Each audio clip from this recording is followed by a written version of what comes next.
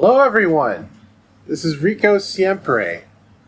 I am an IRL RN and VTuber RN educator. So that means, yes, I am a registered nurse. So, what we have for you today is my third episode of my podcast series, Virtual Vital Signs. Now, what is Virtual Vital Signs? It is a podcast designed to help bring and shed to light other people's health conditions, especially chronic health conditions and disabilities. We are in an age where it's really hard to connect, even with the hustle and bustle of online connectivity, instant gratification. So I want to take this platform and this opportunity in order to make sure everybody has a voice and to share their experiences. So I would like to introduce my guest, Sulphuros and Samara.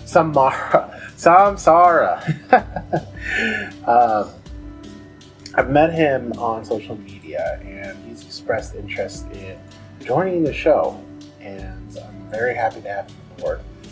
Now, the thing is, Sulphuros himself doesn't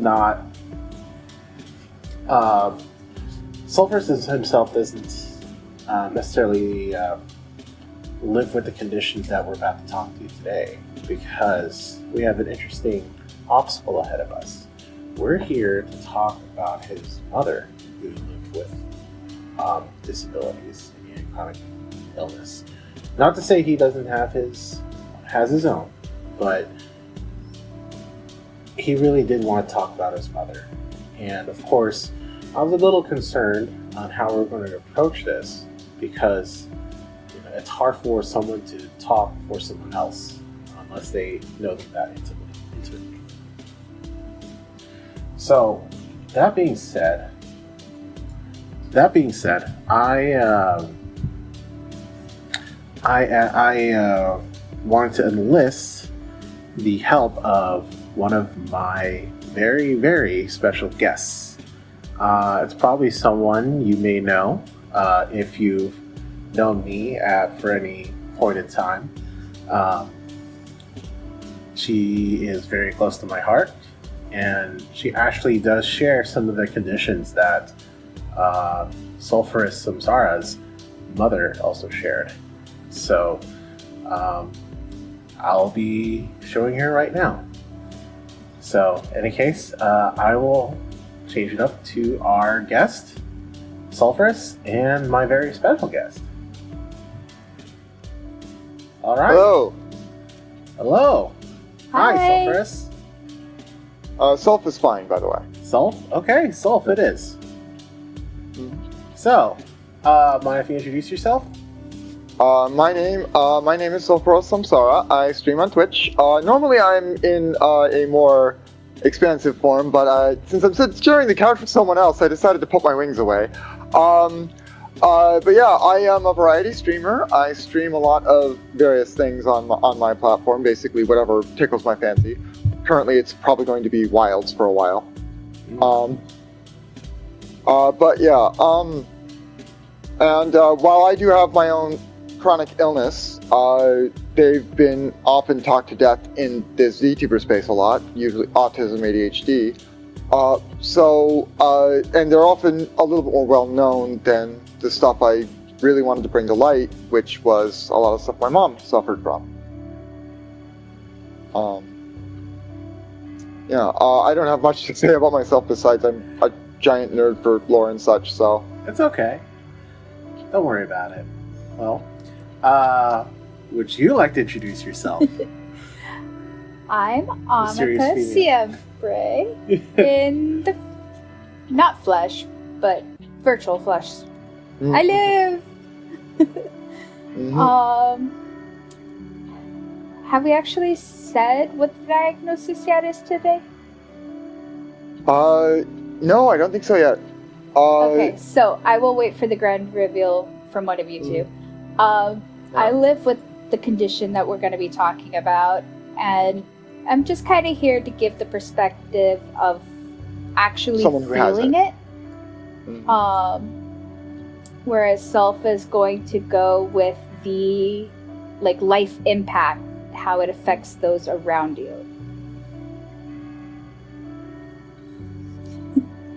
All right, Sulph. You want to go ahead and Yeah, my mom suffered from my mom is the person we're going to be talking about today. My mom, who passed away 2 years ago from surprisingly unrelated medical conditions, suffered primarily. She suffered from a lot of physical disabilities, but primarily the main thing that was most often the problem was fibromyalgia, which the reason why it sounds so vague is because if you break it down, it literally just means muscle pain, because when they first named the condition, that's all they knew it did. They didn't know what caused it, they didn't know what did it, and they're only still kind of learning about it. Mm. That's what at least from what I've gathered from what my mom said. My mom took a year of Latin, a year of Greek, so she speaks doctor. She speaks fluent doctor. That would be accurate. Yes, they are still trying to figure it out. It was, and what I'll be talking about again specifically is, like how Annika said, is that I will be talking about how her disability affected not only my growth as a person when it came to her interactions with me, but how I observed her strength in dealing with this basically crippling disorder. Combined with everything else she had, it was basically the final nail in the coffin that she couldn't really work anymore after it got bad enough. And she couldn't do much. So, what is it about fibromyalgia that makes it so difficult to manage? I'll let Annika take this one and I'll say what my mom said afterwards. Okay. So, it is considered an invisible disability. It affects most aspects of your life, and it takes a really long time to even diagnose. So, Sulph said that it translates to muscle pain, and that's mostly accurate. How they think it actually works now is basically think arthritis, but on the nerves. The nerves are constantly active and always send pain signals. And you have to go through this excruciatingly long process of trying to rule out other disease. So, for example, I personally have GI issues. My stomach bothers me. I spent my entire childhood having tubes shoved down my throat, trying to figure out why my stomach hurt. And they always came back negative. They could never find something out. At one point in time, I was on 4 times the stomach medication as my adult father, as a teenager. That's a problem. The medications themselves caused problems, but they still couldn't manage the stomach pain. I also have chronic migraines, which they want to link to the fibromyalgia because they can't find a reason for the migraines either. So you spend, on average, I think the statistic is 7 years trying to fight for a diagnosis. And that's assuming you're even trying to get one. If you've just given up because no one can find anything wrong with you, you just sit with it. It took me 25 years of pain that I can recall before it was taken seriously enough. And I'm 31. To give you an idea how this affects you. That was around the age my mom got diagnosed. My mom, they kept on trying to hand her lupus. even after she got diagnosed with fibromyalgia, they kept on trying to hand her lupus. She kept on handing it back, as she phrased it herself. They really, really, really want to Occam's razor out fibromyalgia because it's just such a pain to medicate. They didn't try to do lupus with me. At one point, they thought Lyme disease. And I did not live anywhere close to Lyme. They tried to throw that at her too, post-Lyme. They tried to throw post-Lyme at her too. It's insane. They will try everything other than admit you have pain.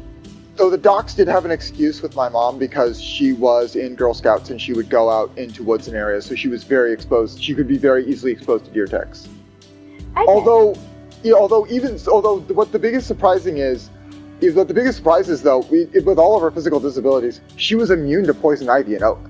That was the one thing she had to worry about. But yeah, that's a bit off topic though. So I just want to shout out the people in the audience so far. Thanks for stopping by, Mr. Spooky. Sheva, thank you. Also, I like Coffee Cat's joke there. Yeah, hi, Vajan. Hi, Celeste. If only. I appreciate it. Then I could blame produce. It's sadly it's a Y, not an I there. Yeah. Unfortunately, a Lyme can't give you disease. Unless you're allergic to limes, But you can a put it Lyme in the cannot give you a coconut. disease. So, given your mom's experience with, hang on, let me fix that for you. Yeah. Also, you're cutting out just a touch, Rico, for me. Yeah, hang on. There you go. There you go. Yeah, a little bit closer. Annika and I are sharing a mic, so it's a little bit Yep. The audio situation a little bit scuffed at the moment. Apologies. hard. I would just also say talk louder, babe, so it doesn't cut out. Yeah, sure. I can talk loud. I think you're getting basically noise filtered at that point. It's fine. Any case, moving forward. So when it comes to your mom, what your mom experienced, can you tell us what what she shared with you when you were growing up? So she would specifically in terms of fibro, because she shared a lot of things with me about her various physical disabilities. One of which I actually did inherit, which was migraine with aura. But we'll probably throw that a little bit on the side. What she said with fibro is that when the pain gets to a certain level, not even like bad enough, but like in a certain general sense, like when it covers her enough, she gets into it. She says that she mentioned something called fibro fog, where since all of her neurons are firing at once, essentially, her brain doesn't have all the cycles needed to start processing thoughts and kind of filtering. So it'll feel like this big haze is over her thoughts, and she described it as like pushing through gale force winds to even think a coherent sentence. Sometimes when it gets bad enough. Yeah. Like, is it because of all the pain that she's experiencing through the fibro? That's what she said, but I'll let Annika mention on that for specifics. So the subjective experience is probably described different. I wouldn't say fighting through a gale. But yes, kind of that concept. Okay, first let me explain how I view pain in the first place. Most people you go to the doctor and they ask you on a scale of 1, no pain, 10, the worst pain you've ever felt, how bad is it? My life is pain. That scale doesn't work. That's what she would say too. So a 4 for her, for a 4 for my mom, would have been like a 9 or 10 for me, to give you an idea. Yeah. So like that scale does not work on the same. When you're working with someone with fibro, you have to understand that scale is going to be skewed down on the lower end in a general term. Yeah. So how I grew up trying to do the pain scale, actually on recommendation of my father, 10 for me I am throwing up in the ER, actively wishing I was dead and or losing consciousness. Yep. My mom says my mom says a 9 for her is get the Dilaudid. Yeah, that's about where it is. Like, nothing else is going to fix it. Mm-hmm. So, with that in mind, I live my life no better than a 2. That is the best I ever feel. Yep. My mom was around the same way. I do not ever start complaining about pain until about 5 or 6. And that's for what other people would probably be closer to their 8s. Yeah. I actively start wanting pain medication when I get to my 8. And sometimes that pain medication doesn't even do anything. It almost affects me more like I don't care that I'm in pain, and not so much as resolve the pain. I still feel it through the Dilaudid. Yep. So, but the with that in mind, the fog you were talking about, so much of your brain power is focused on just surviving that pain when it gets to that level. You literally cannot think. There's not enough brain power left. I would compare it to like your RAM. You have too many Chrome browser tabs open, and now your computer's shutting down. Yep. You can't Google anything else. Yeah, it's slowing to a crawl at least. Yeah. And that's kind of how it feels, is just your brain stops working. Because your body is... All you can focus on is the pain. All you can focus on is the pain. Yeah. And I separate that from brain fog, which is from a different source when you're not in pain, but you still can't think clearly. Yep. Usually coming down from one of those 8s, one of your 8s or 9s. Yeah. Usually when I'm coming down, I just want to sleep. I don't want to do anything. That's another thing that my mom would say, is that she was often very fatigued because of that pain, because pain is tiring. Pain makes you tired. Oh, yeah. So people with fibromyalgia are often somewhat sedentary because of the fatigue that comes with that constant pain. And then there's the frustration of all the doctors telling you, oh, just get up and exercise more. Yeah. It'll help. Yeah, and you're like, how? And the absolute worst thing is that that a lot of people with fibromyalgia end up getting overweight because of the sedentary statement, and then the doctors decide to blame your fibromyalgia getting worse on your weight, and it turns into a garbage loop, and you just kind of want to strangle the doc at that point. It's a positive feedback. The worse you get, the worse you get. Mm-hmm. The worse one side gets, the worse the other side gets. The worse that side gets, the worse the first side gets. Mm-hmm. There's literally no way to win here. Same with pain and depression, actually. Yep. It's a garbage loop. That is a common comorbidity. People with fibro tend to have massive depressive disorders. It's my mom actually would say this in specific when it came to that, where it's, I may have a proclivity. She said, this is one of her words, I'm kind of paraphrasing a little bit. Mm-hmm. I may have a proclivity towards depression, but it's far exacerbated by the fact that there is not a waking moment I have where I am not in pain. Yeah. I do not think my depression would be as severe if I did not have to spend so much physical and mental energy fighting my own body. If I had the energy to do normal tasks without pain, the depression might not be there. Because it's almost like helplessness. You feel like you're caged in your own body. That's what my mom would say.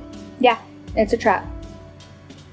But my mom was a strong person, like incredibly strong. So when she eventually feel like caged like this, and since medicine started getting more expensive, and she had to like choose more carefully when to take it, she started seeking out alternative options in terms of like supporting this medication, not like using holistic medicine to support prescription medicine, which is one of the things I also learned how to do from that. She's actually went out to a few acupuncture clinics a few times and found a lot of success from that. Because one of the things that fibro does is it builds up toxins in those trigger points.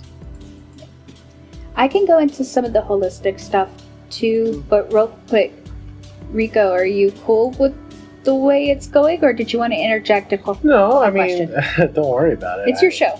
I know it is my show, but honestly, I don't mind the free flow too. You both are sharing a whole lot of what it means to live with fibromyalgia. You know, Yeah. I can only share so much in what I know as someone who works in the clinic, as someone who.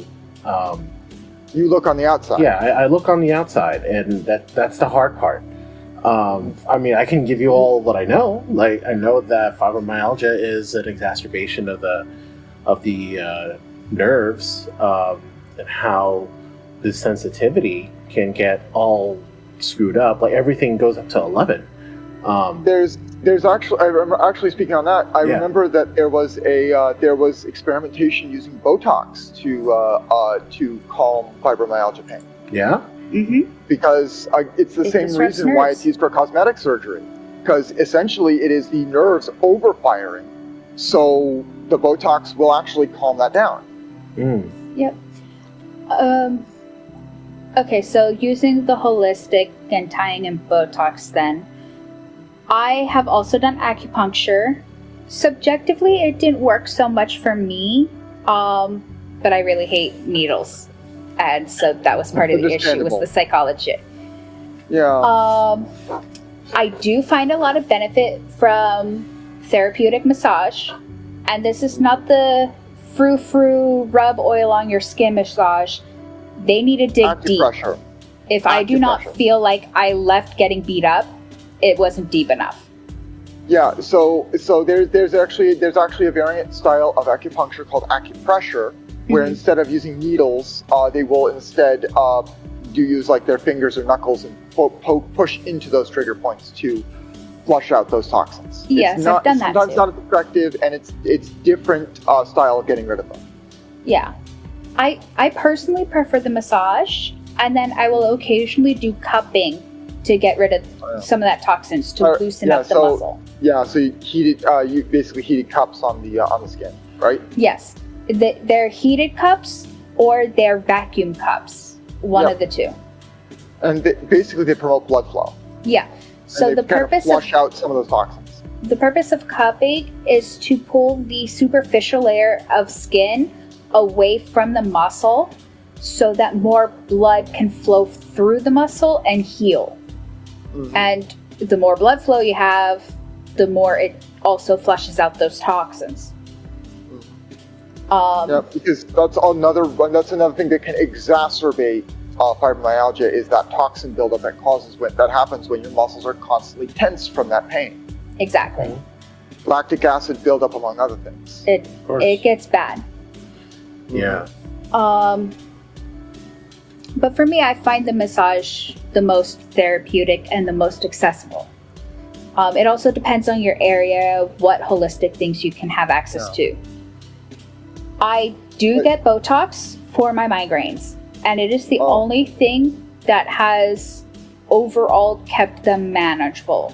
I've gone through probably 30 different medications prior to Botox, and it got to a point where the insurance company wouldn't give me anything else. They were like, because- Botox or nothing. Yep, pretty much. It's like the insurance is like, all right, we've found that this worked. This is literally the cheapest for us to give you, so we're just gonna only give you that. I will note, the Botox is not the only thing. I also have a monthly injection that I take to supplement the Botox, and I have an emergency medication when I get a breakthrough. Actually, this weekend, I've had to take 3 of my emergency meds, so Ooh. I need to go pick up more. Stress. Not stress. interestingly enough, it wasn't even painful. Yesterday, I was driving home after class, and my vision just distorted beyond all belief. Ma'am? Oh, I could not see it. Silent migraine or aura? Both. Ooh. So I didn't have any significant pain. You know that feeling when you stare at a psychedelic poster too much, where it feels like your eyes vibrate? So don't worry, Annika, I know what an aura feels like, because I have them myself. Sometimes the world will flip upside down, or it will look like I'm underwater, or it'll swim, or it'll just buzz. And then anywhere from 30 seconds to like a few minutes or even an hour later, I'll have like a massive amount of pain. But also I'll have sometimes oral hallucinations. I'll hear simple words, or even a very small conversation that comes from nowhere. Those are much rarer that I have them, but it's usually visual. It just depends what area the migraine is being triggered in your brain. But yeah, but the thing is, the auras are a double-edged sword, because first of all, I get an advance warning, and my migraines aren't so terrible that I need to like take hard medication for it. So I'll just have a very strong cup of coffee, which is a vasoconstrictor, because one of the reasons why migraines happen is because the blood vessels in your head dilate. Mm-hmm. So caffeine in a recent amount of time can at least weaken the pain. Yes. I also overdo caffeine. That's a separate story. That's understandable with someone with migraines, but also it's a double-edged sword, because from what I understand, if you have auras, you are a higher risk for stroke. It's not like a huge risk, but it's still a higher risk. It's a fraction of a percent, but yes. I was mostly trying to describe like the psychedelic poster. Because a lot of the audience may not know what aura is. Yeah, that is also true. I didn't know that, So you also kind of explained it where like your vision flips, or it looks like you're underwater. Like there's all sorts of different versions. Vibration. There's also the basically think of like the various like optical illusions. Yeah, optical illusions is a good way of saying it. Like you can't trust your eye. Sometimes you'll see spots. Mm-hmm. Stuff like that. It's not pleasant, because sometimes you think you just ingested something that you shouldn't have, and it's like, oh wait, no, that's an aura. Better get some coffee real quick. Well, so for me, with this weekend, just to finish up the episode, or this migraine episode, I should say, it happened to me while I was driving. Oh, that's not good. I would have pulled over immediately if I were you. I pretty much did. I had to make a errand stop, and I was like maybe 5 minutes away when it started. So I got to the parking lot, I went in, got what I needed, and I very slowly took surface streets back home, because I did not trust myself to be on a freeway, and I didn't have my meds with me. Yep. I had to get home. Smart move. Otherwise, I was going to end up in the ER. Yep. Or you would probably end up with your car wrapped around a tree. Exactly. So I was very slow, very cautious. Basically, if you were I put my hazards on, like so that people knew to like give me birth. Yeah, and that's quite smart. Even though, I got home. I took my med. I hid in a dark room, because when your vision's messed up, light hurts. Yep. Oh yeah. Couple hours later, I did come out of the room and spent some time down in the office with Rico, but I still was not feeling well. Yeah, I took another of my pill, I forced myself to eat, and I went to bed early.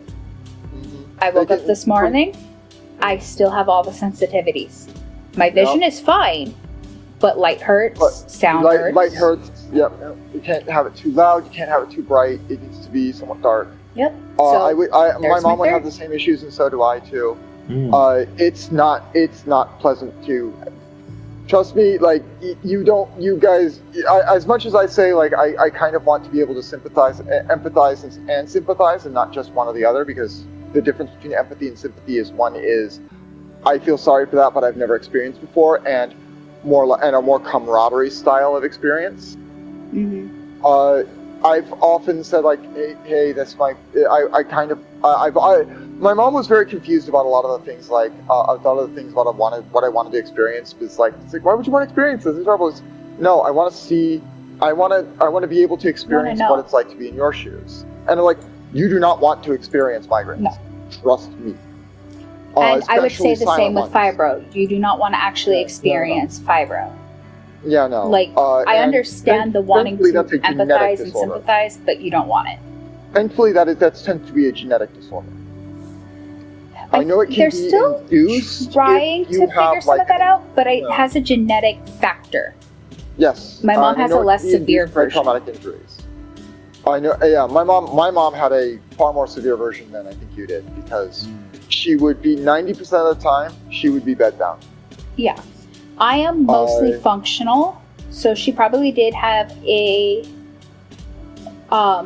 more intense version, yes. The thing that I find struggling, and I'm sure your mom found too, because it's invisible, it's hard for people to take you seriously. Yep. They think you're malingering. They think you're malingering. They think you just want to stay. In fact, sorry.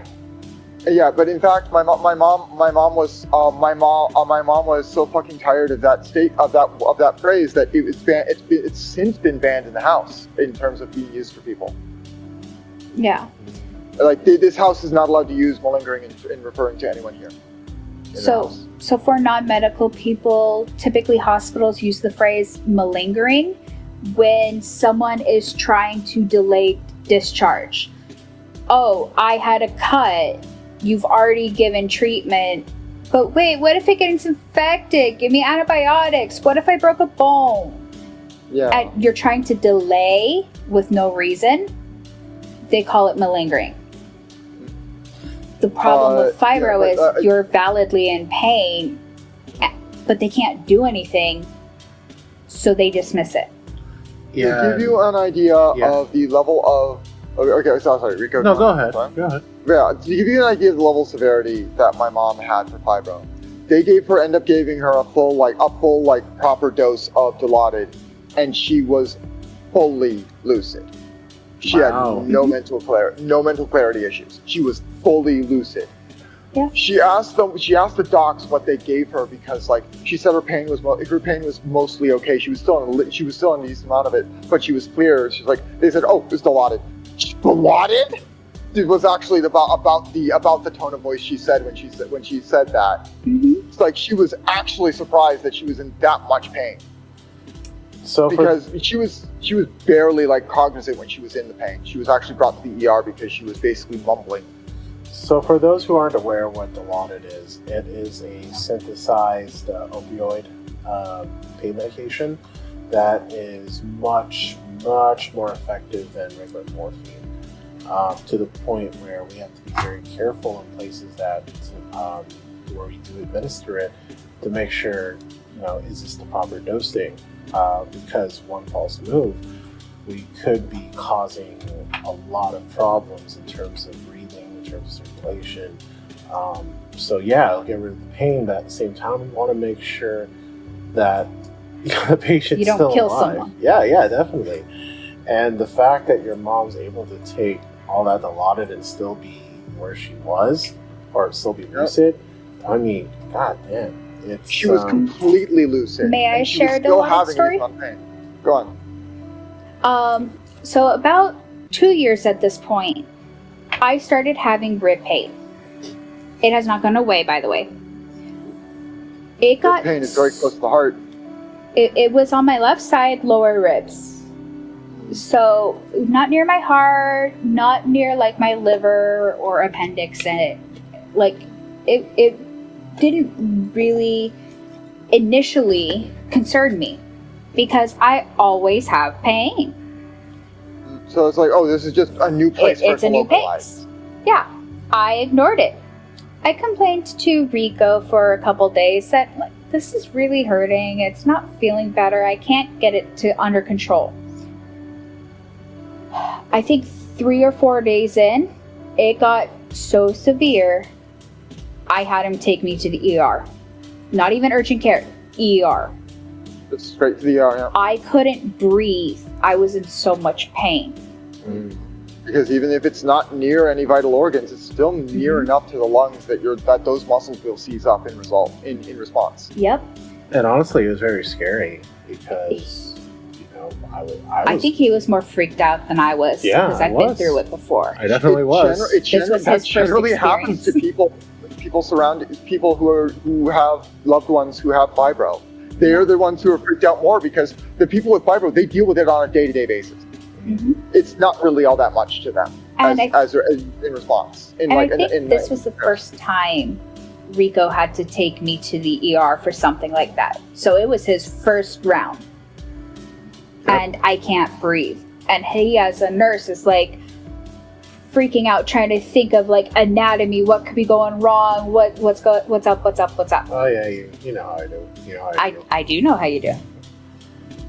They did all the obligatory scans. Okay, nothing's broken. my spleen is fine, my liver's fine, everything's fine. My pain was not under control. They gave me Dilaudid. I personally do not like pain medications that severe because I do not like pain meds that severe because I don't like the fog it gives.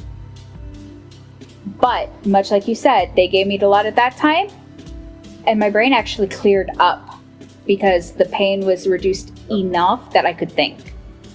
I was in so much pain, normally I would refuse Dilaudid. I don't like it. But I was in so much, I let them take it.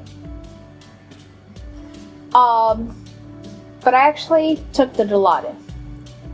And it eased the pain enough, or at least my care of the pain, that I was then clear-headed enough to... I actually understood exactly what the doctors were telling me when they came in and said, okay, there's nothing wrong with internal organs, and it's probably just intercostal inflammation. Now, a normal person would not know what intercostal inflammation is. I do. And I understood, even on Dilaudid, and I was pissed. Basically, they just told me that the muscles in between my ribs are inflamed, and that's why it hurts. In what way does a tight muscle equal the response of Dilaudid? Because and also like it's either they're clearly not telling you all that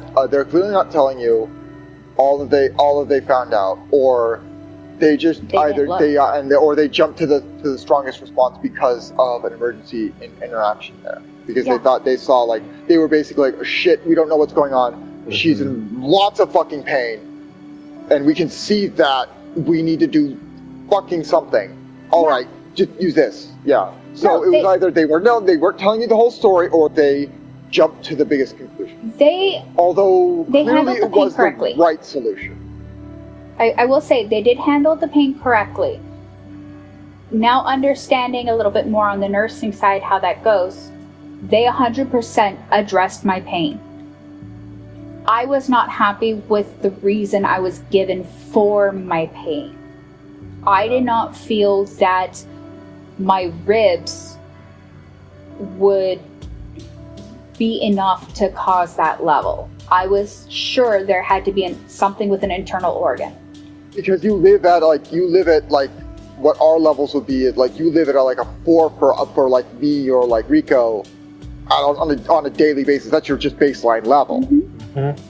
And so that doesn't seem as like ridiculous. That seems more ridiculous to you than it does to us. Yeah, and on the nursing end, usually when they give you a pain medication, the doctor orders it as a sliding scale. So the nurse comes in and goes, "Oh, how bad is your pain?" You say 3. Okay, you get a Tylenol. Oh, it's a 6. We might give you a Percocet. Oh, you're at 10. Push the Dilaudid. Yep. 10 or 9, yeah. Like So they give you she's medication like- based on your pain. My Yeah, pain was whenever my- bad enough. I got Dilaudid. Yeah. My mom always has to. Whenever my mom whenever we moved to a new area, or went to a new doc for whatever reason, my mom would always preface, "Okay, I have fibromyalgia. You give me a sliding scale and bond with my honesty. Bump that up by 2 to 3 points, by default, in your own head." I usually tell them 10 is I'm passed out. Oh, So so she actually kind of got it down to a little bit of science, because docs generally have like a specific like set line of like, okay, this is like, so each number means like a certain amount of neurons are firing at this point. But that kind of falls apart when someone's in pain like that. So my mom was like, okay, I got a general idea of like how my pain scale compares to yours. It compares to just the generic one. Bump up your numbers. When I give you a number, bump it up by like 2 to 3 or 4, like 2 to 4 around that. That's generally what that's gonna be. Exactly. So if I say I'm like at a 2 pain wise, consider it your 6. Exactly. So it's just interesting when you have those situations, like with your mom getting the Dilaudid or me getting it. Usually that's such a strong pain medication, they're afraid of you stopping breathing because it relaxes you so much. Our response of becoming more lucid is not normal. We Yes, it should is not not be normal at all. responding to medication that way. No. But here we are. But it's because your neurons are firing that fucking hard that an opioid of that strength actually makes it fire just less enough that it becomes manageable and controllable. Exactly. And that's where the misconception about fibromyalgia and trying to treat it and basically care for it comes into play, because unfortunately, you know, it's hard sometimes for providers to really consider that, hey, you know, this is what they're feeling, and you know, that's not something you can't deny, but at the same time it's still something that is very much a prevalent thought in healthcare.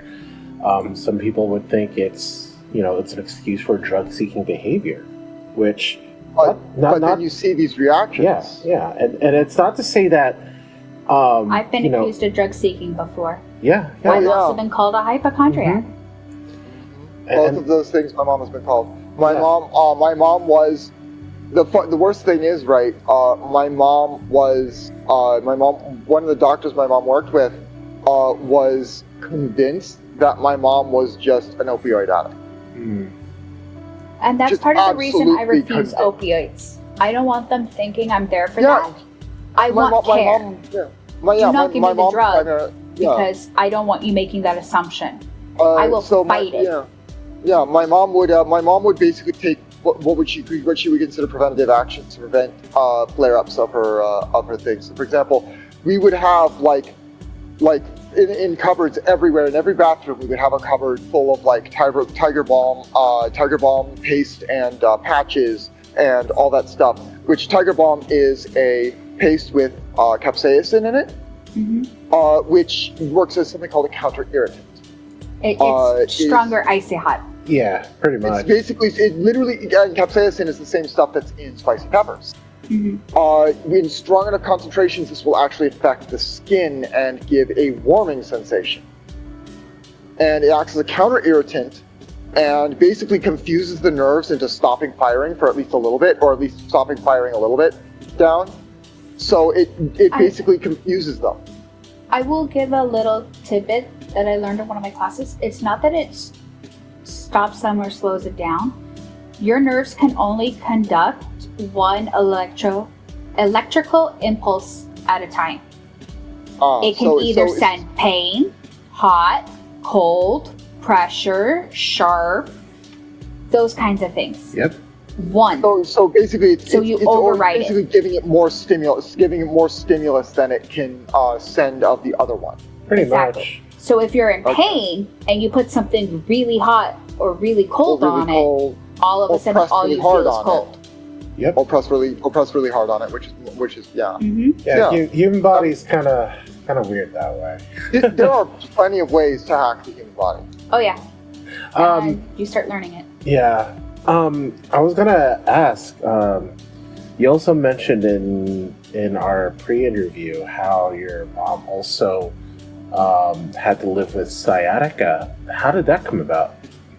Okay, so that was what she described as self-inflicted injuries. So my mom, for the longest time, even while working with fibromyalgia, by the way, this is the level of strength that she had in terms of like mental fortitude.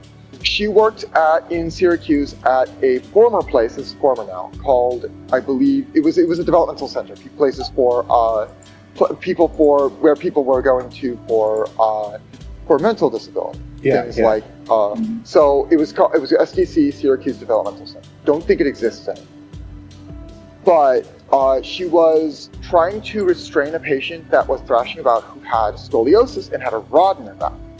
Oh. She was beginning to lose grip of the person, and all she could think about at that time was that metal rod hitting the metal bed frame that was below her.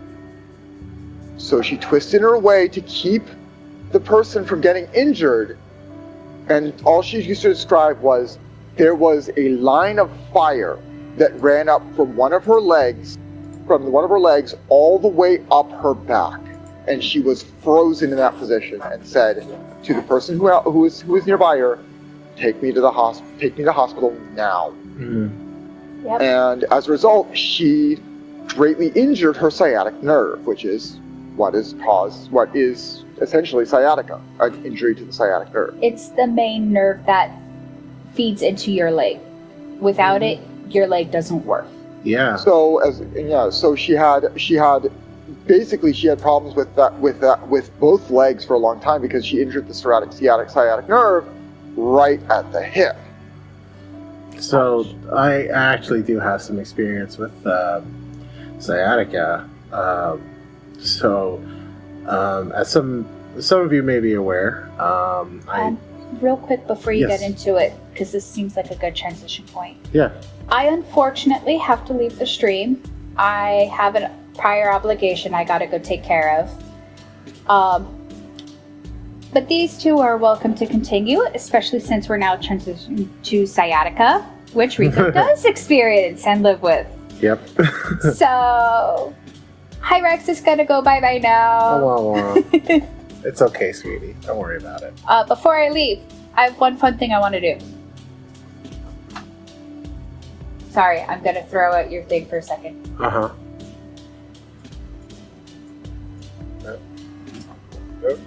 I have teeths. Teeths. I know. I'm very I know happy the teeth. with my teeths.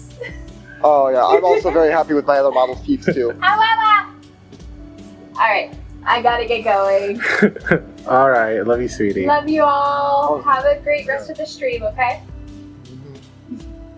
Bye. Bye. All right. So Now we're gonna just scoot over to the. I'll center of the scoot you over. I'll scoot you over. And there you go. There we go. Thank you, sir. No, not a problem. So, but yeah. So the thing with sciatica, it's It is an injury. Yeah, it is an injury, and not gonna lie, I've experienced it myself. It was by far the most painful, one of the most painful experiences leading up to my back surgery. I'm a little bit over your quarter there. Oh, that's okay. Yeah, but don't worry about it. There we go. But yeah, it definitely is something that that's people who had to deal with sciatica. If I can describe it, it's a shooting pain that goes down from your lower back all the way down your legs, and you fire, try, right? Yeah, it's like fire. Everything it just burns, and That's the unfortunate part of it. It hurts, like it burns so much, like and since it's so deep into the Yeah. tissue, you can't treat it with something like counter irritants, like for example, Tiger Balm or Icy Hot. Nope, no, I've tried it all. And here's the thing, I didn't know that's abnormal back pain. I didn't know that's something you shouldn't be experiencing. So you ended up injuring yourself to get your sciatica in a way that you didn't really perceive. Yeah, and that's the thing. Because I didn't know, I just, not to say that I didn't try to get it fixed. I mean, but unfortunately, when you go to your doctor and they think, oh, let's take an x-ray, nothing's wrong. What? And so, unfortunately, it all came to a head when I did have to go to the hospital for cauda equina syndrome, in which the sciatica became more than just that symptom, and it became not just pain going down the leg, but all throughout my back. And by God, it was absolutely intense to the point where your body was I just felt like your entire nervous system was tired. Oh yeah, and it went to the point where like it actually did cause me physical disability, and where I had to take a long time off of work and school just to recover. It was a hell of an experience, and I'm pretty sure your mother had to deal with having this basically every step would jump her pain up by a full point for her. Oh, real quick. Hi, Cupid. Thanks for coming in. I appreciate you dropping in. Basically every step for her would be another jolt of pain that she just tanked. She just was able to take it. Because she lived with it every single day. If she wanted to move, she had to deal with it. Yeah. She tried hydrotherapy for losing weight, which did help a little bit. Yeah. And she also, they found out that due to her being on, she also had asthma symptoms. Mm-hmm. Asthma symptoms. She had outright asthma. Actually, yeah. Because and also her parents smoked like chimneys until her dad died of supposedly smoking related issues. He had a heart attack. And it was basically everyone was thinking it was smoking, and that's what caused my grandma on my mom's side to quit at that point, because she was scared straight at that point. Oh, wow. But quit fully at least. But when she was living with her parents, she had to what she had to do in order to actually be able to breathe was to close her door in her room and stuff the seams with towels and stuff to be able to block out all the smoke. Wow. They smoked like chimneys. That probably didn't help. But yeah, but anyway, but to go on to that, they found out that due to her being on corticosteroids for her asthma, she developed adrenal insufficiency. So that caused more weight gain, because part of the adrenal system is producing hormones that regulate weight. Yeah, so just to give a small anatomy and physiology lesson here. So with adrenal insufficiency, your body needs adrenaline in order to function. Not to say you don't normally use adrenaline in those short bursts like you normally do, say like in a fight or flight response. Fight or flight. General purpose. Generally, you happen to use it on the daily, even if you don't really think about it. And that's the thing, though, with adrenal insufficiency. All of those fight or flight, all those fight or flight reactions, anything that helps that puts the foot on the accelerator, is significantly slowed. It's significantly hampered. So you want to get up off the couch or something like that if you're in danger, or if you need to get running. You just can't with adrenal insufficiency. And but the thing is, it's also beyond that. So adrenaline does more than just trigger the fight or flight response. It's a general purpose hormone. Mm-hmm. And also it's more related to the adrenal gland, which produces more than just adrenaline. Yeah, it definitely. My mom, nearing the event that took her life, Mm-hmm. They eventually got her on a proper steroidal dose that actually had her starting shedding weight. Mm-hmm. And she was starting to feel a lot better because she had the ability to start moving around again, especially in hydrotherapy. Yeah. Because she could start moving and start getting that. She was seeing great improvements, and she was ecstatic because she was starting to finally get a control and getting a hold of her life. Yeah. But there's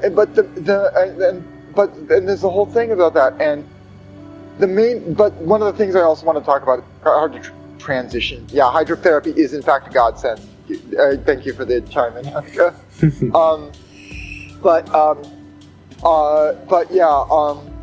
One of the things I wanted to transition to, it's hard to transition to, but like one of the things I really wanted to get at with this was how the pain not only affected her behavior towards the family and thus everyone around her, and thus my experience of her, but also me seeing her pain and her going through all the suffering, yet continuing to be this wonderful mother, is something that I wanted to talk about as well. Because some days when her pain was real bad, she was a nightmare.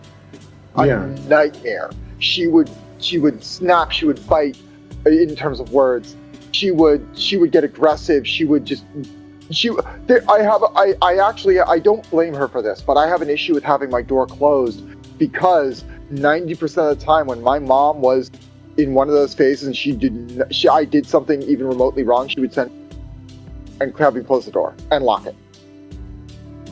Because that's how she was able to fucking live, essentially, when I was being temperamental or even slightly temperamental. I understand why she did it, but I still have those issues of I don't like having my door closed at all. It makes me feel like I've been imprisoned. So in order for my privacy, I have a curtain on my door instead. But that I don't blame her for that, because she needed that level of division from me, because otherwise I probably would have sent her to an early grave earlier than she already got. Would you say those experiences that your mom went through, would you say that it affected her ability to be a proper mother to you, or did she ever feel that way? No, I would say no, because whenever she wasn't, so the thing is, even when she was in those states, after she came out of them, she would immediately apologize and even do something to make up for it, and try to she would also admit, say, I can't promise that I won't do that again, but I will do my best to try and at least make it right if I do. And she always would, because the thing is she learned very early on, because she would inevitably end up breaking at least one of them. So instead she would say, we'll try to do this, we'll try to do that, we'll try to work on this. And it also led me to believe that promises aren't really good unless you know you can make good on them. Yeah. It's a lot. I learned a lot of how she was able to be so strong from watching her do these things. And it also ties back to the incident that gave her sciatica. It's she was endlessly selfless. Despite the fact that she was in crippling pain 90% of the time, she never thought of herself. When well before she died, she outright said, when I pass away, cremate my remains, scatter them to the winds, and have a party, because I'm not in pain anymore. Yeah. And you don't need to hold that grief.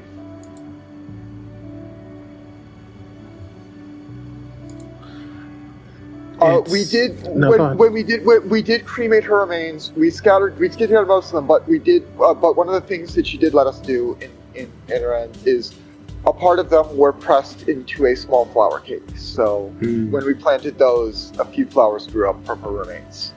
Oh. Did your mom share how she felt a lot when you were growing up, of how she felt with everything going on? She would let herself be known. She was one of the people who I got the expression. I got the opinion of on the expression of "Don't rock the boat." My opinion on the expression of "Don't rock the boat" is people tell you that not because they're concerned that you'll fall off the boat, but that they're afraid that they'll be knocked off. Yeah. They don't want you to rock the boat because they don't want their shit being shown. Basically, their shit stinks, so they don't want you to make a big stink about it. She was not one to mince words.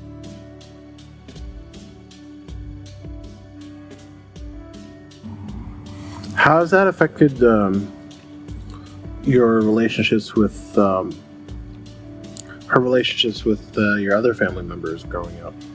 She was very matter of fact, and that probably helped me an awful lot with my own behavior. I probably would have ended up a much worse person if she was not so matter of fact. Because full disclosure, I'm autistic, so sometimes I don't get certain social cues. I need to be told directly, like, this is what's going on, this is what you're doing wrong. Yeah. I need to be told that directly. Yeah. Like, and not to mince words about it. Like, even softening the blow can sometimes make me not feel that it's a not big deal. Yeah, yeah. But that level of, like, not mincing words probably helped me a lot with, like, understanding, like, situations that I need to be clear about.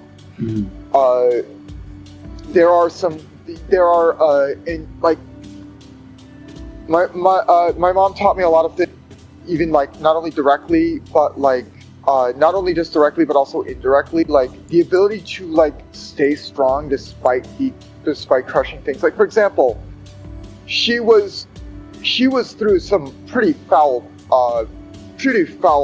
presidents. Back when she was real young, before she had me, when she was still with my dad, I forget which president it was, but she instead, in order for her own process, instead of singing our national anthem, she would sing Canada's. She was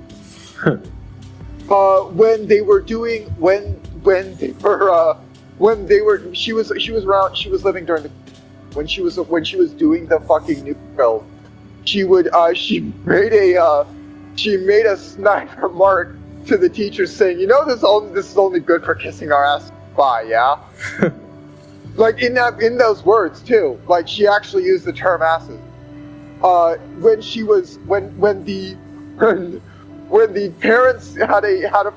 the teachers had a few words with their parents, her dad, who was in the army and was also in the know about this sort of thing, he said to her, you know, you're right, but you could have said this a little bit better. Like, he understood, like, yeah, you had a point, but you didn't have to cuss about it. She was a firebrand in half. Even under her worst days? Even on her worst days, she was a firebrand. It was one of the few things that I took great solace in. She still had that sense of humor, even while. How much do you think? How do you think she would be if she knew what things were happening, how things are right now? She'd be right. She'd be right. She would say fuck it to her own disabilities and be out there protesting streets right the fuck now. Oh wow! Like, actually, because like in the current political climate, no, she would be out there protesting. Like, it got this bad, she would be out there. Wow. Would you say that? Would you say that she's a huge an inspiration for you and your family? 100%. 100%. To give you an idea of how much of a goat in the Girl Scouts, she had to have 3 badge lanyards. What? Yeah, she had that many badges. It turned into a contest with someone at one of the other people. A decorated Girl Scout at that too. Jeez. Pretty much. Like she had 3 sashes. I honestly filled with badges. I honestly can't imagine how you're supposed to wear that now. Now that I'm thinking about it. Yeah, she had a little bit of a contest with like she had like, and she was the one who ended up winning that. She had a few of them that were like.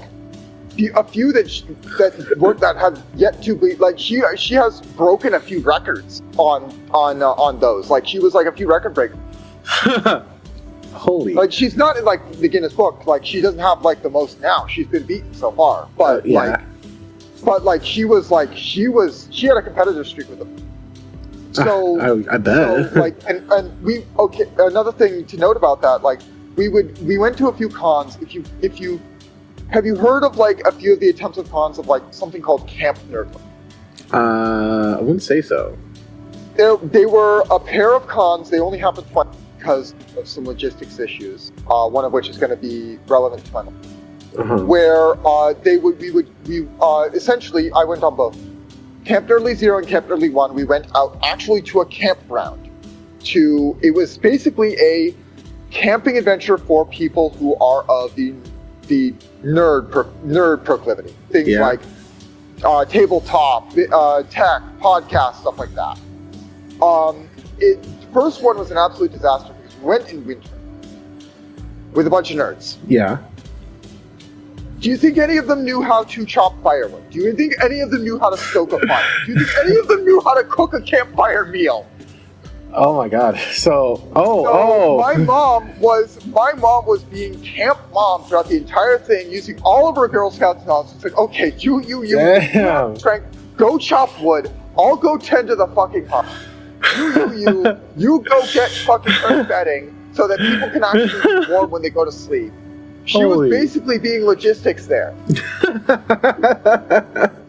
That's actually really funny. All the more reason why I will have to remind Chad and anybody in the audience, remember to touch grass. That's very important. You never know when you're gonna need it, even in our increasingly technological world. And she basically set the kids with all the bajillion joules of energy to go and lug the chopped firewood into the cabin. Fire and prepare certain campfire meals, because she would prepare the campfire meals, and I swear there's some of the best meals my mom ever cooked. Like there's something that the fucking open flame of that kind adds to the flavor of the dish that is completely different. My mom was very the kind of person to be like, okay, shit's falling apart, all right, I'm going to be administrative control. You do this stuff. You do that stuff. We're gonna fucking get this shit working, and we're gonna fucking live, okay? Well, Camp Nerdly 1 was a little bit better because that was a little bit better, but still, we were able to have outdoor, and it was not nearly such a survival tragedy, but there were still some issues, like some people didn't bring DEET. Which, that was a nightmare. People had to fucking, you didn't bring DEET, all right, hold on, you fucking spray them down. Because, in a campground like that, we were in around Virginia. Lyme disease. It was actually gonna be a big problem. But So, I gotta ask. You shared your mom's perspective with dealing with healthcare providers. How is your experience now? Like now that you've had to share that, because I ask this every show because it's something I feel like we we as providers always need to make sure that, we're always trying to improve on, but sometimes things slip through the cracks. So what can you tell me? I have actually had to deal with healthcare providers myself, but not in the physical sense. I have to deal with mental health care providers because I have autism, ADHD, and some social anxiety in various settings. So I've been run through the gamut of pretty much every single type of psychiatry. Yeah. The first one that I can remember was, as my mom described it, he was so old he farted dust and probably knew Freud personally. Damn. He blamed everything that was wrong with me on my mom and prescribed me a full half milligram of Xanax at 8. Why would he blame everything on your mom? Because Freudian psychology blames everything about just general thing because it's just how it worked back when Union basically took his idea and just untangled it from the whole Oedipal thing, because yes, he was the guy who started the Oedipus. But yeah, I was quickly taken away from him. He tapered the half milligram of Xanax at a body weight of body mass of like fucking maybe 100 pounds max. So you understand that a half milligram per 100 pounds is probably insane. Oh yeah, you don't need to tell me about medications. But yeah, and the next one I found was amazing.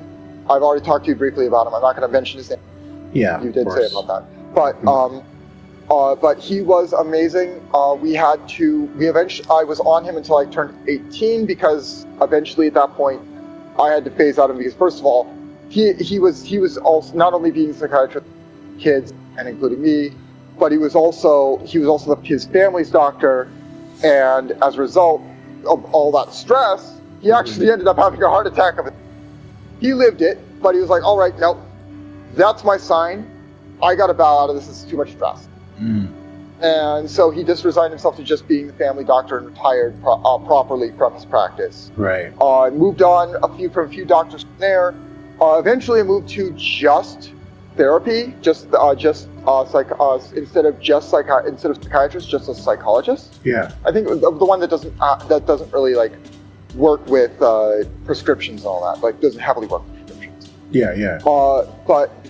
And diagnoses, diagnosis. But yeah, anyway, now I'm basically working with therapists here to the point where I'm working on managing my symptoms with mindfulness and willpower instead, which is working actually surprisingly well.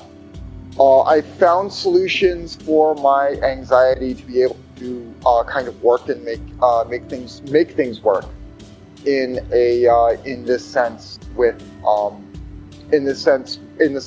VTubing.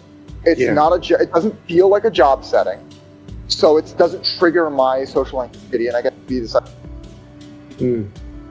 because when I'm in a job setting like this, it feels like. Have you ever had the feeling like you have eyes in the back of your neck? I won't say like you're being watched like a hawk. Sometimes, yeah, I would think. When I'm so. in a job setting, it feels like that constantly, and it doesn't just feel like one paralyzed. It feels like everybody's there. Everybody there is watching me and is judging. That's the kind of level of anxiety. It also ties in a little bit to what I assume is my paranoia. I do have a small amount of paranoia. And my mom actually was one of the people who taught me how to deal with that too. Yeah. Which is first time it's coincidence, second time it's coincidence, third time it's enemy action, because you need three instances to develop a pattern. Because one is happens, two is it suggests a pattern, three is a pattern. Yeah. No, I get that. And I know it's, and so it just kind of, it does. It is unfortunate that you did have those negative. Those negative interactions. I can describe what medications I've been on too, because I'm no longer on. So the first medication I was Adderall XR, that was not really working because my body, so my metabolism was fast. I was chewing through the first one of the earlier versions of Adderall XR. I was actually chewing through it real fast. My body was going through it real fast. My metabolism is naturally high. As a result, my body temperature is actually a little high too. Yeah. I've scared some doctors into thinking that I have a fever all the time. But to go on, after that, they were thinking I was on bipolar. I had bipolar disorder because autism is often seen as bipolar.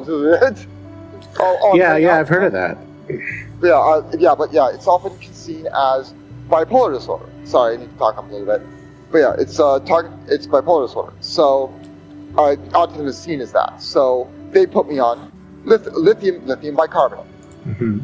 But as they started amping up the dose, as it didn't affect me and it kept on not affecting me. Eventually, I hit the max dose. I had to have like almost bi-monthly blood tests to make sure my liver was functioning. Yeah. And eventually, I stopped tapering off that because it wasn't doing anything for me and there was no real behavior change. But one of the other medications that was notable, and this is going to be important for actually a weird physiological trait I have as a result of it, I was on risperidone. One of the side effects that can happen with risperidone is gynecomastia.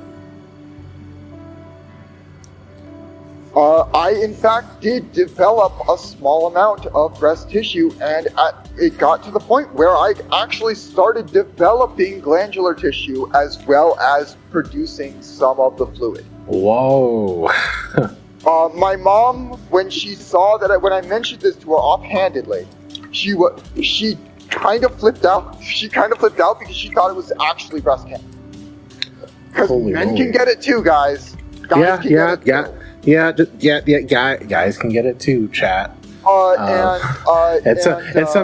It's rare, but it can happen. It's rarer, but yeah. I was one of the few people. I was one of the few guys who got a mammogram. They're like, nope, it's not breast cancer. It's glandular tissue. He has gynecomastia. It's like they started pinning it down. It's like, okay, it's risperidone. Is it really helping you enough that we need to keep you on? It's like, no, it's not. Take it off. I actually still retain some of the mass, and I still have some of the glands. Holy moly! They're not like really pronounced or anything. Basically, I have the very, very, very, very small list of double A cups. Wow. Very small. Do you think that it could have been avoided if your providers were more attentive to you? No, because again, risperidone was one of the gold standards for a long time for treating as one of the mood stabilizers. It was one of the gold standards to especially with a supplemental lithium bicarbonate, because lithium was almost always used as.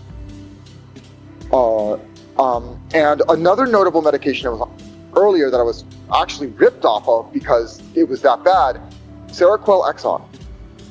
If you haven't heard about that one, you might have heard that Seroquel XR was black boxed for children. The way they gave it to you as a kid? When I was one of the cases that caused it to be black boxed. What? Because this happened a few times where I would be going down the stairs and suddenly absentia seizure, my muscles stopped. And I fell down a flight of stairs. Oh wow. So I got back up, kind of dusted myself off. That was fucking painful. I kind of handle it. I'm a kid, I'm tearing up. So then I go down to the basement because I'm going down to get. Happens again. Holy. And so I was one of the cases that caused it to be black box for children. Because that was 2 absentia seizures in a row. Wow. For chat's sake, absentia seizures are a type of seizure that are different from grand mal, which are what are commonly seen in media as seizures, where you're just spazzing out everywhere. Absentia is when your muscles just stop. They don't move at all. They just kind of give up. Yeah, you become flaccid, if I remember correctly. Yep, you go slack. Mm-hmm. That's what caused me to fall, but I was able to recover rather quickly, so instead I just balled up so I didn't get hurt by the falling on the stairs. Have you experienced any of those episodes since then? Nope. It was purely because once I was ripped off it, they actually ripped me off it. They didn't titrate me off. They took me off it, and it was gone. Just immediately, huh? Never happened again. Wow. And yeah, I was one of the reasons why Seroquel XR was Black Mom. Huh. I kind of want to see the manufacturer notes now that you mention it. Yeah, it is not permitted for, I believe, it's not severely not recommended for children under the age of, I believe, 16 and under. 16 and under, it's not allowed. It's basically, you have to have a very, very damn good reason to be able to prescribe. Damn good reason to be on it. Yeah, you have to. Basically nothing else can work. Now, I know you've had some difficulties with your care, but in terms of your mother's care, would you say that it's like when she was still alive? Would you say it was sufficient? Would you say that we could have done better? She would probably say it was as sufficient as it could be. Because she had fully admitted there was a limit for the amount of care that doctors could give her due to the complexity and nature of her conditions. Because we talked about fibromyalgia, sciatica, migraines. That's not to mention her other physiological problems. Yeah. Her kneecaps, which she described as a bad pitch, high and outside, misplaced kneecaps. She shredded her knee. She shredded her knee when she was helping recycling by spilling and falling on shards of glass. She damaged the growth plates in her legs at one point from an injury. I forget what it was. Since why she was much shorter than the rest of her brothers, who were much taller and around my height. And not to mention that she injured her ACL as well. All of these, the vast majority of these injuries were in service of something else, of something greater than her. Well, I think as much as your mother was selfless, and don't get me wrong, like props to her. There's something that I also want to make sure you come out of this too, Sulph, is that you understand that you need to take care of yourself before you take care of anyone else. That's one of the main things I learned when watching my mom, is that a certain amount of selfishness is needed. You need to be able to take some time to say, hey, this is for me. This is my treat. This is for my comfort, pleasure. This is. Would you say that your mom, my mom, did any of that for herself? My mom did encourage this in me, and she fully admitted that she was probably a little bit too selfless. But there were times where she would say, "All right, this is me time. This is me time. This is time for me." Yeah. But she gave her all for me and my sibling. She also described herself. She also described parenthood as the job of a parent is to make themselves obsolete. Can you explain that? Parents are supposed to teach their children how to be self-sufficient so that they don't have to be the sufficiency for their children. Yeah. They're supposed to make themselves obsolete by teaching the children how to be able to do all the things that they do for them. Yeah. That's why my mom would phrase it that way. And she did her best, she absolute best to be able to do that. And I hope that when she passed that she believed that she did it. Well, what do you believe, Sulph? I'm getting there. and I know that I will get there. You're on your way there? I'm on my way there at the very least. Part of this streaming thing is to be able to get to there. Yeah. Yeah, and it's one of the few comforts that my mom always had faith in. That you'll get there one day. That I'll get there. So is that your long-term plan? My long-term plan, yes, is self-sufficient. I do, in fact, right now live with my dad. And my family in general, and the remainders of my family, my dad and my sibling. Things are rough, and that's one of the reasons why I wanted striking out on my own. One of the things I was figuring is that since I have such great camaraderie with a few of the people I've met online and actually got to meet IRL, I was thinking like, okay, maybe we could probably set up like a roommate sort of thing where we work together to like pay for a house that's in an area that we just living together and stuff like that. Hey, there you go. I mean, everybody wants to get. I will say, capitalism cannot really exploit a household that has more than 2 adults living under the same roof. Yeah. I mean, I totally get the situation.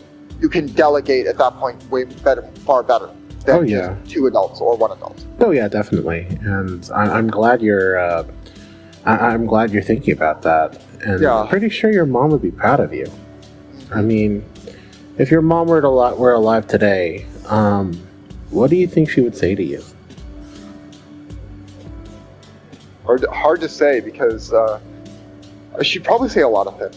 Probably say that she's proud of me. Probably say that she probably push me to keep on going further. Probably push me to keep on doing what I'm doing and keep on independence in the ways that I know. Now, do you think you'd be making her proud with where you are right now? I think I would. I'm glad, man. Because the thing is, she also lived alongside one of the axioms that I do, which is pick a job that you love, you'll never work a day in your life. Well, that's why I want to be a streamer. So don't get me wrong. You know, I don't mind that axiom. It's just sometimes a job can just be a job.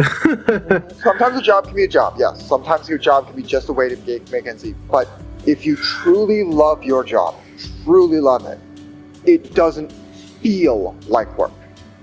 I think you kind of understand that, don't you? Kind of, sort of.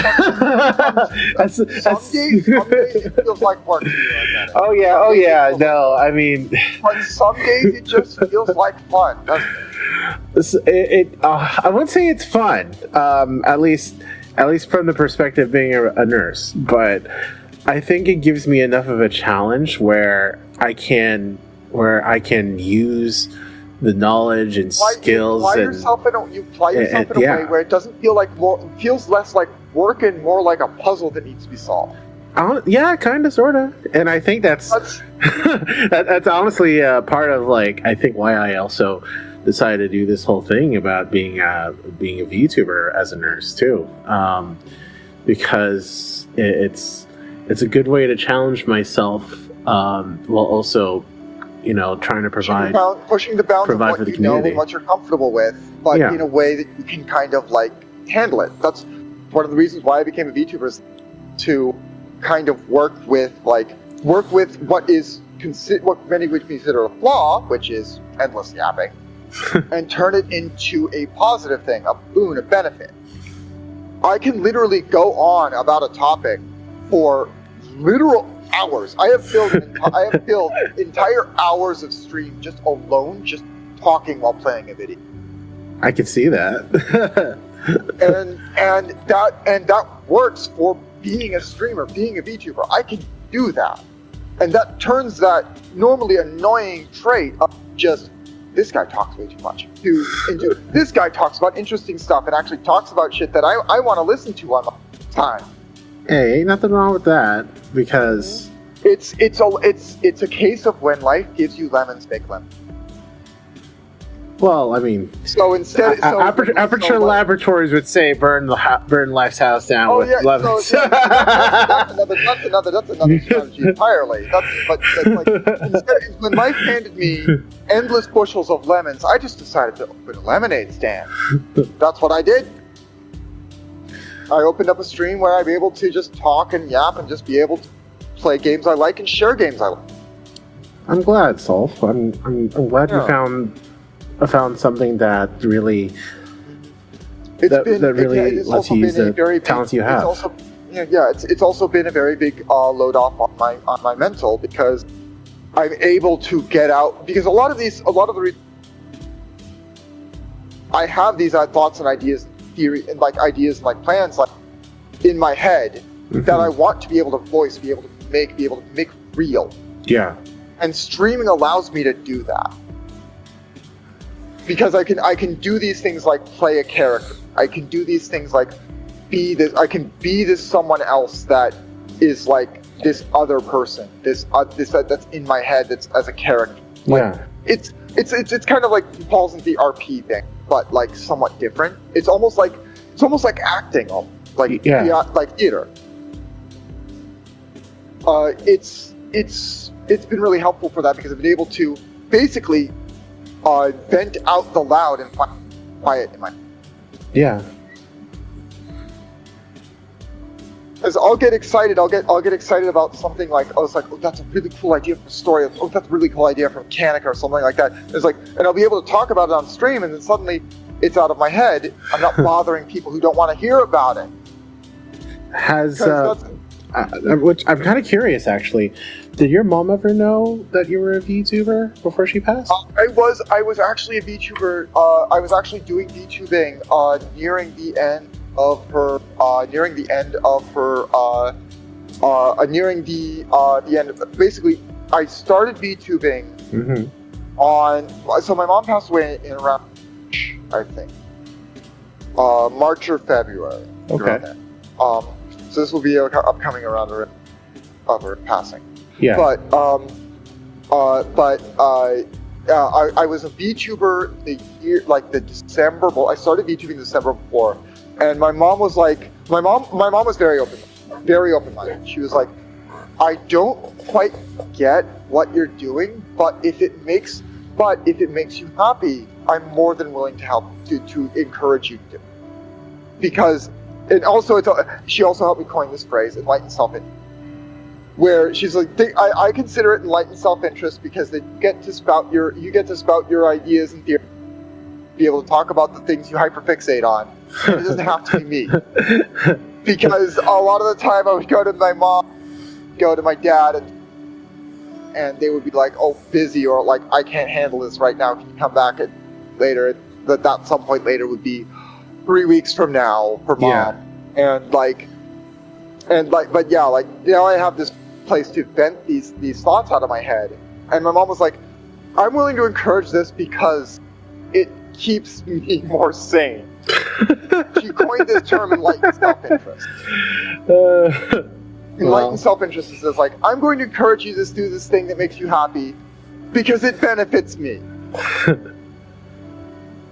It's one of the things. It's also one of the reasons give games to people. Sometimes enlightened self-interest. Not only do someone gets to have fun with this game that they really wanted or is interested, curious about, I get someone to play with, or I get someone to yap about this game. Would your mom? I gotta ask. Would your mom? Considering that VTubers can't beat the poor health allegations, and you know this. Everybody should know this. Would your mom ever want to consider becoming a VTuber if she were still around? She would not be. So one of the things for migraines was photo. Oh. So she could not handle games with too many. For example, if a gun if a shoot FPS had too many muzzle flares, she couldn't play it. Oh wow. She could handle like lightning flashes, but like she couldn't handle like full auto muzzle flare. Too big muzzle flare, or like certain patterns would send her off, or like, and she was also very, very particular in the games she wanted to play that don't really benefit from streaming. Yeah. Long form RPGs. Right. Mass Effect was one of the games she really liked playing. Dragon Age, long form RPGs that are well to stream. Yeah. And also she did not enjoy, like, when she booted up to play a video, she was doing it to oftentimes relieve a migraine. Like, she actually borrowed when she was playing Mass Effect, she heard a line that Ashley said to Caden, which is, Caden was complaining about his migraines because he has an L2 in, which is a plant for biotics. Yeah, no, I remember Mass Effect. Yeah. I'm not that old. So he was complaining about his migraines. Like, his eyes, like, and so Ashley said, blasting Geth really gets rid of my migraines. And so she realized that one of the causes of migraines was stress. Uh-huh. So when she would boot up a game, she would boot up Mass Effect on the easiest difficulty and just clean house on Geth. And her pain would be relieved because her stress would be relieved. It's vented. So some of her migraine would go away.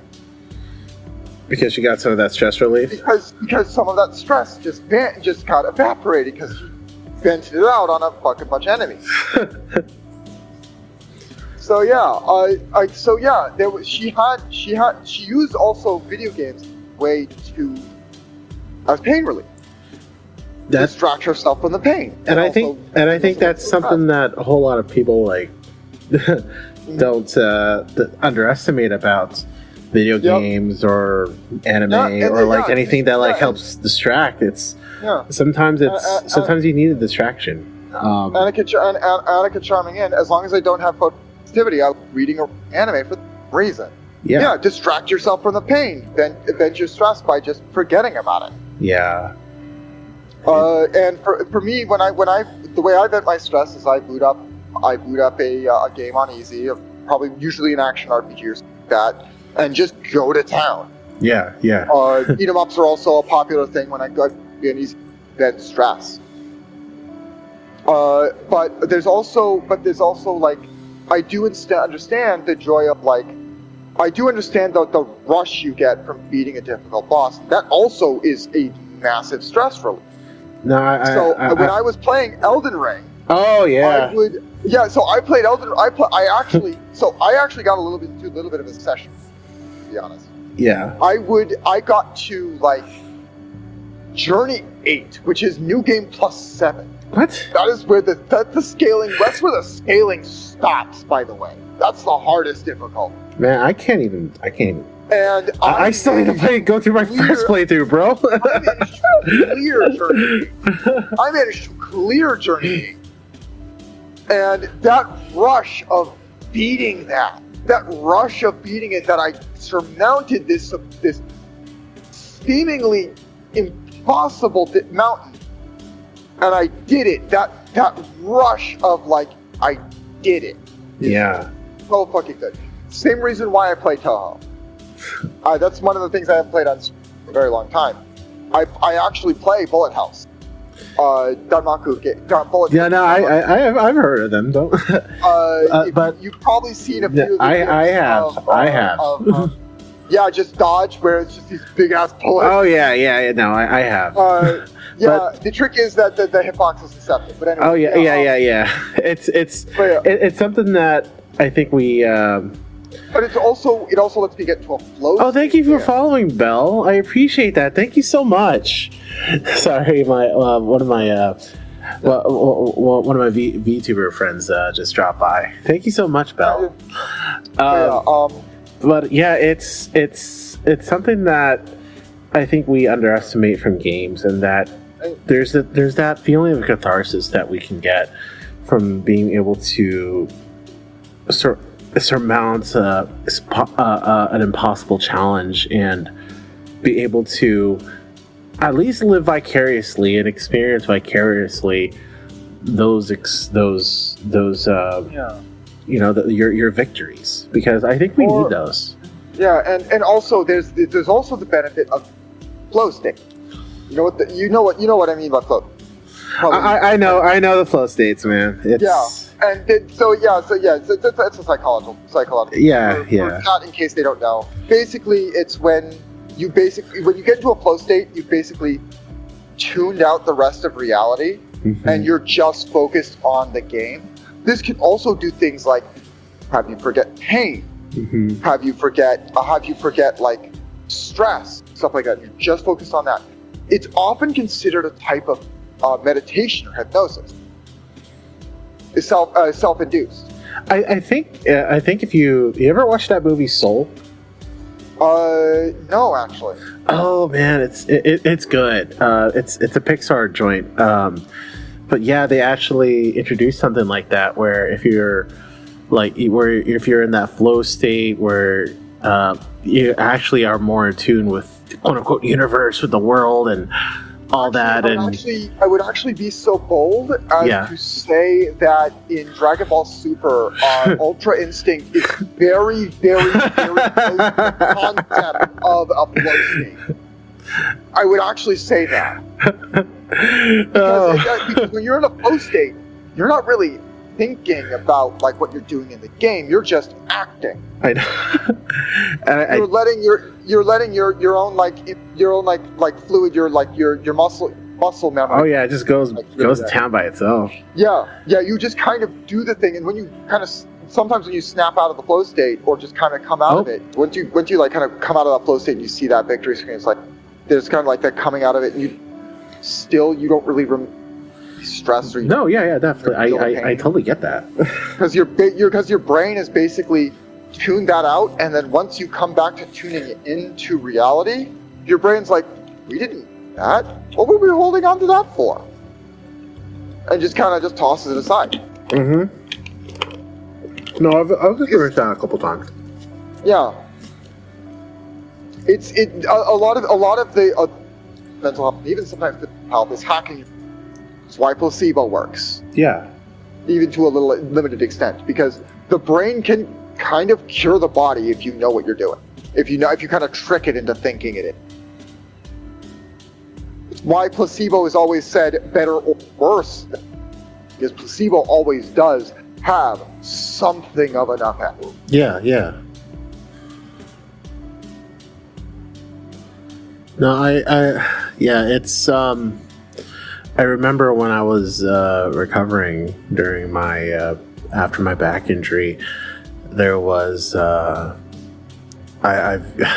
definitely went into a lot more gaming because I needed to distract myself from it, from what I was experiencing. If I may ask, yes, Rico, what was the event that actually caused that? Pretty well. It was cumulative. So, I was born with a bad back, which I didn't know until then. Two, there was a lot when you work as in healthcare for as long as I do. You're gonna experience some problems with the lower back. And lots of sitting, lots of getting up, lots of moving around. Yeah, and patient. Oh yeah, and that's part of the problem. So, and fortunately, that kind of led to, then it just became to the point where one day when I went to the gym and I thought I did my weights like I usually do. Something kind of just, I wouldn't say like turned for the worse or like broke, where I thought, I could just sleep this off because it was a lot of pain. But next thing you know, oh God, I need to go to the hospital because, sleep it off and then you wake up in the morning, I can't move. Yeah, it's kind of like that. That's the. Yep. My mom had some days like where when my mom did her first and believe the patch job. She's like, oh yeah, I can sleep. The doctor's like, sure. It's like I can sleep. And then she woke up the next morning. It's like that knee is locked up. Why can't that knee move? Yeah. Yeah. That was the first day where she was like, okay, I'm gonna get serious about being actually paying attention to my body So whenever she would have a problem, she would like bring it up with her parents, bring it up with her doctor. Yeah. This happened. This is this and this and this would happen beforehand. When this happened, she would be meticulous about them. Yeah. She would write down like even like the diet she had that when it happened, and she'd like the events leading up. The events like I think like 30 minutes to an hour before the event happened. And thankfully, it actually helped her out a lot. One of the things that it really saved her there is that it saved her a lot with the sciatica specifically because she knew she was not sleeping that off. Yeah. But if she had that first, she would be like, I'll handle it, I'll sleep it off, and I don't need it because fucking healthcare is expensive here. You bet. But not this time. She actually got the help, but it was not nearly so severe. Even though it was quite severe, it was not nearly so severe because she just tried to sleep it off. If she just tried to sleep it off, they were told, if she tried to sleep it off, the docs told her that they were glad that she named her because she tried to sleep that off or just try to, right? She would have been the equivalent of paralyzed from down that level. Yeah. She would not have been paralyzed from the waist down, but it would have been the equivalent. She would not have. No, yeah, I see. I understand. Yeah. I did want to wrap up a little bit. We have been going for about 2 hours, so. Yep. Again, nap session. I know, but no, I'm glad you shared your mom's life and your mom's memory. Yeah. She was around I think like 68 when she met. Specifically for chat, since I didn't mention the what happened. She had a meningioma. There was complicated blood vessel split. Mm-hmm. So they had to do an emergency stop. But while they were planning about what to do to solve that, she got fungal meningitis. Oh, jeez, yeah. Fungal infections are some of the worst. And at that point, pressure was building up in her brain, and they couldn't drain it fast enough, and they eventually just had to pull. Yeah. I've mostly been over it. Talking about it a few times here actually did get me choking up. Yet, but I'm mostly over it for now. Well, I mean, it's a case of like you don't really get over something. Well, like you don't that. because what's grief but love unending? You know, you still love her. For the living. Grief is for the living. Yeah, grief is for the living. The dead have no use for it. Yeah, but I think that just shows how much you cared for her, and I'm very happy that you shared your mom's life with us. I know she probably would have. She's probably proud of you for being able to share your story and her story, and hopefully one day, this will reach someone out there. Yeah. We'll. I know that she's probably off on her next life. Yeah. She's probably off on her own next life somehow, much happier than she.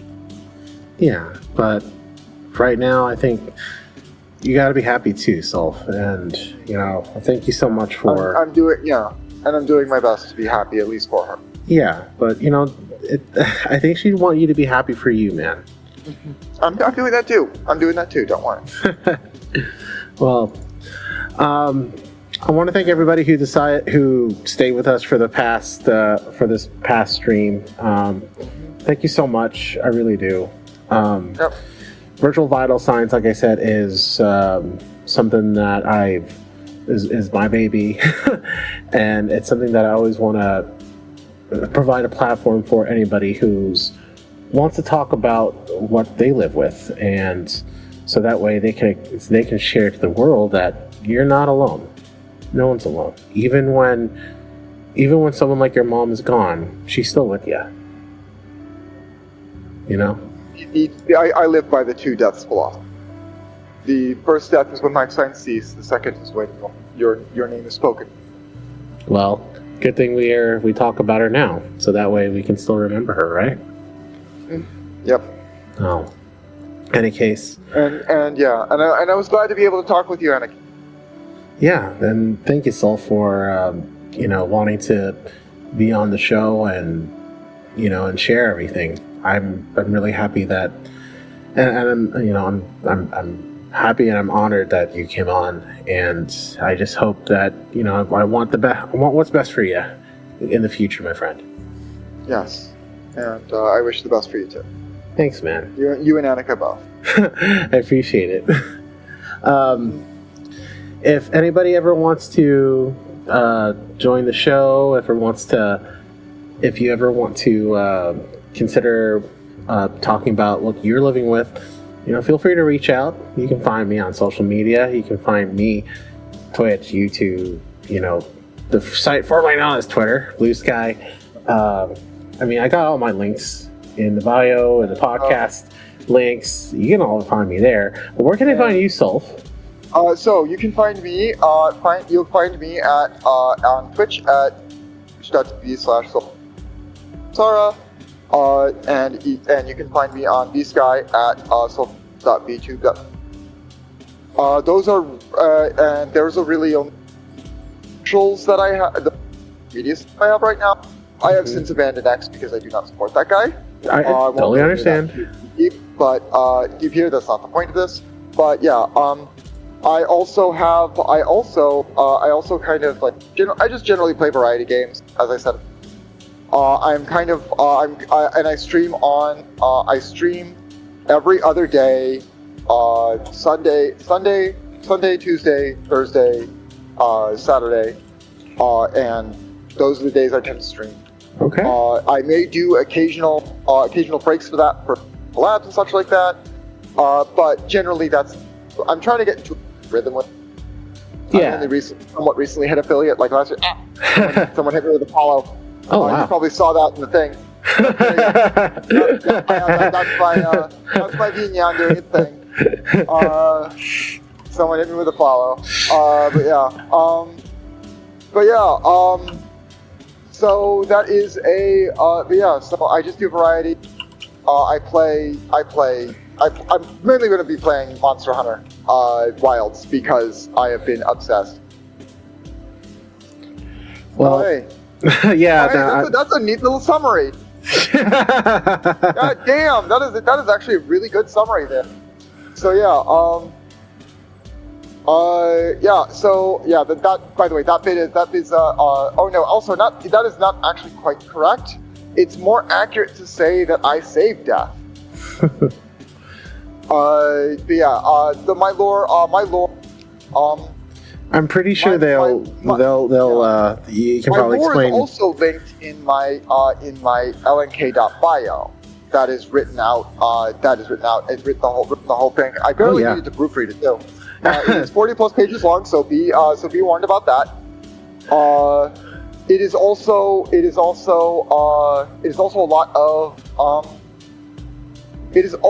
a lot of basically it is unique in the case that it is bits and pieces of a bunch of media that I love crunched together into one story.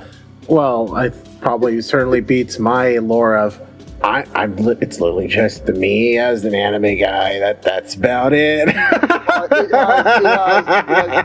two Minecraft mods.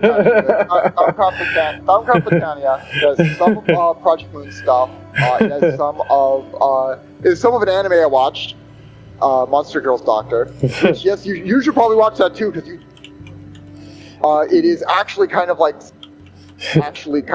they actually go into some medical terms and stuff too. It's great. Well, I'll consider it. There's a lot I need to catch up with, but we do need to wrap up, Sulph. Yep.